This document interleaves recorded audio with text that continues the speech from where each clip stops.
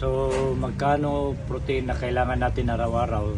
So nasa range yan ng 0.8 to 1.5 grams per body weight mo. So kung ikaw ay kagaya ko 70 kilograms, so ang goal ko ay 1 grams per day. So 1 grams times 70 kilograms, so kailangan ko yung 70 grams of protein a day.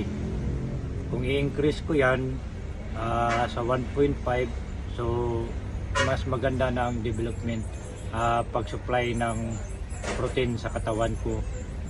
So depende na yan sa inyo. Kung bodybuilder, malaki pa yan, nasa abot pa yan ng 2 grams per body weight. So yan po guys, kailangan supplyan mo ng protein yung katawan nyo para mag-grow yung muscle, kasi pakainin natin siya ng source of protein.